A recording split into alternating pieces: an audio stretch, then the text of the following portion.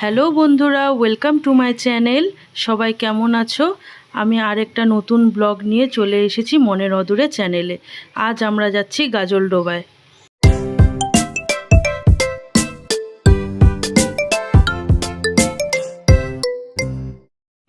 উত্তরবঙ্গে তীব্র বৃষ্টিপাতের কারণে তিস্তার জল কতটা ফুলে ফেঁপে উঠেছে বা তিস্তা কেমনভাবে এখন দৃশ্যটা দেখা যায়, সেটাই আপনাদের সঙ্গে আজকে শেয়ার করব।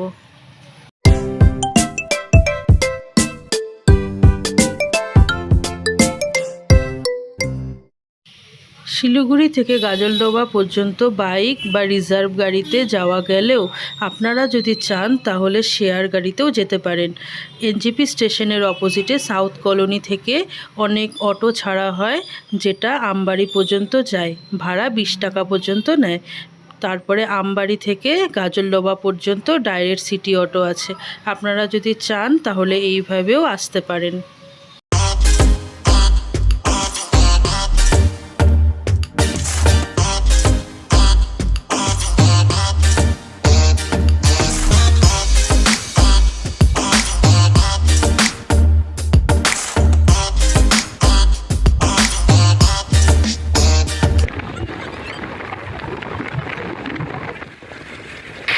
আপনারা তো জানেন যে কয়েকদিন আগে টানা বৃষ্টিতে তিস্তা নদীর জল এতটাই বেড়ে গিয়েছে যে কালিম্পংয়ে তিস্তা বাজার রোডে তিস্তার জল উঠে বন্যার সৃষ্টি হয়েছে, এবং সেই একই কারণে এখানে গাজলডোবা ব্যারেজের কয়েকটি গেট খুলে দেওয়ার জন্য পাহাড়ে বন্যার কারণে ভেসে আসা গাছের কাঠগুলি এখানে স্থানীয় লোকেদের তাদের রুজি রোজগারের জন্য জীবনের ঝুঁকি নিয়ে নদীর জল থেকে তুলছে।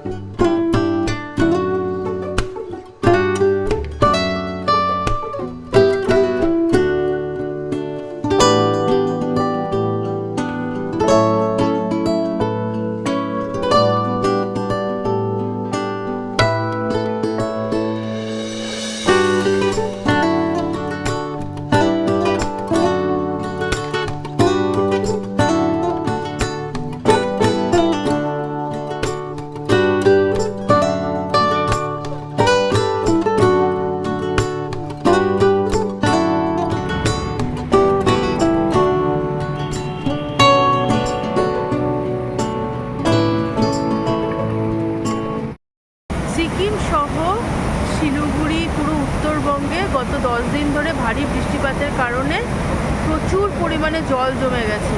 তাই তিস্তা ব্যারেজের সব গেটগুলো খোলা হয়েছে যাতে জলগুলো প্রবাহ হয়ে চলে যায়।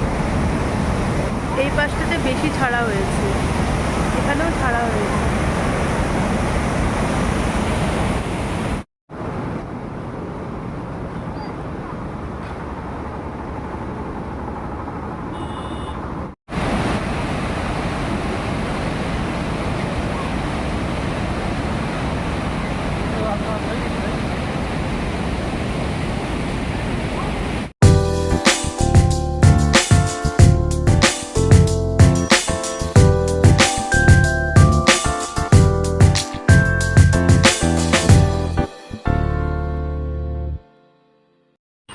এখানে অটোর ব্যবস্থাও আছে, যেটা কয়েকটা সাইট সিন করে দেখাবে, আর সাইকেলিংয়েরও ব্যবস্থা আছে, যেটা পার হেড 100 টাকা করে নেবে। দুটো বাচ্চা কত সুন্দর সাইকেল রাইড করছে দেখুন।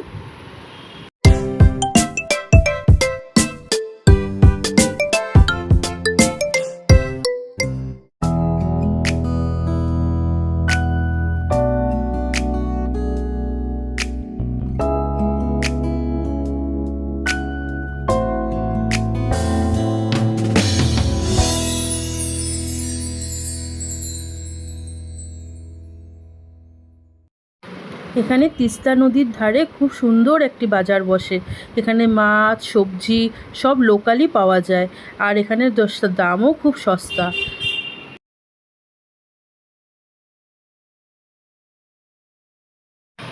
শুধু বাজার নয়, এখানে প্রচুর চপের দোকানও আছে। নানান ধরনের খাবার এখানে পাওয়া যায়। চিংড়ির চপ, ডিমের চপ, চাউমিন, মোমো, এখানে ফোনপেরও ব্যবস্থা আছে। আমার হাজব্যান্ড যখনই আসে তখনই ও চিংড়ির চপ খাবেই। এটা অবশ্য খেতেও খুব টেস্টিও হয়।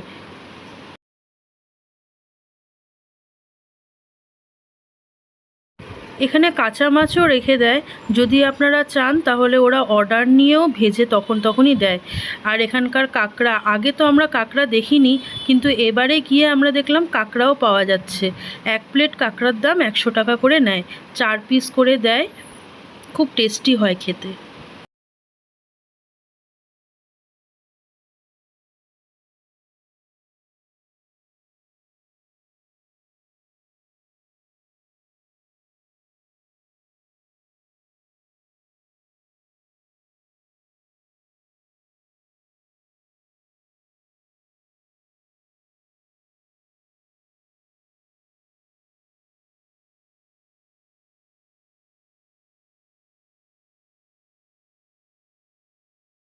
আমরা চিংড়ির চপ, চা আর মোমো অর্ডার দিয়েছিলাম, আর কাঁকড়া টেস্ট করার জন্য বাড়িতে নিয়ে গেছিলাম 1 প্লেট। সেটা খেয়ে দেখলাম খুবই টেস্টি হয়েছে।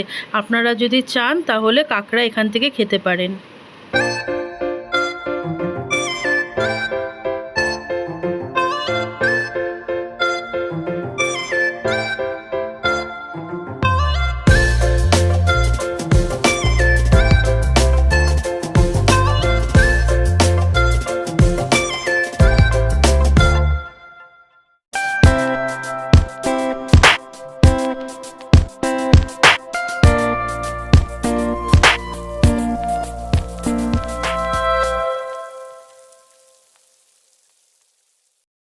ভোরের আলোতে যাওয়ার জন্য যে নতুন ব্রিজটি তৈরি হয়েছে সেটার উপরেও আমরা ফেরার সময় ঘুরে গেলাম।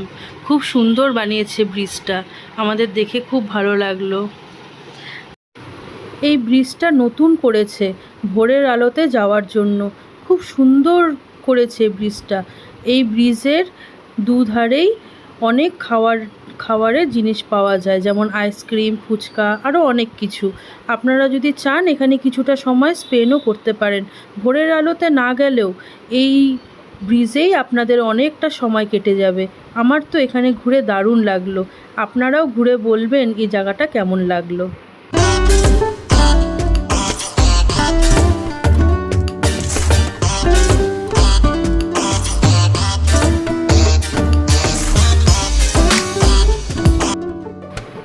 সন্ধ্যা নেমে এসেছে, এবার আমাদের ফেরার পালা। আজকের মতন ভিডিওটা এখানেই শেষ করছি।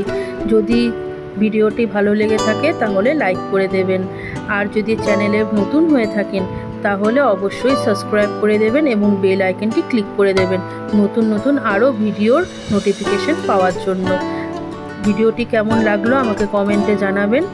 আপনাদের কমেন্ট আমাকে আরও বেশি আগ্রহী করে তুলবে নতুন ভিডিও পাওয়ার জন্য। আজকের জন্য এখানেই রাখছি। ধন্যবাদ সবাইকে ভিডিওটি পুরোটা দেখার জন্য। আজকের জন্য বাই বাই। দেখা হচ্ছে আবার নতুন আরেকটি ভিডিওতে।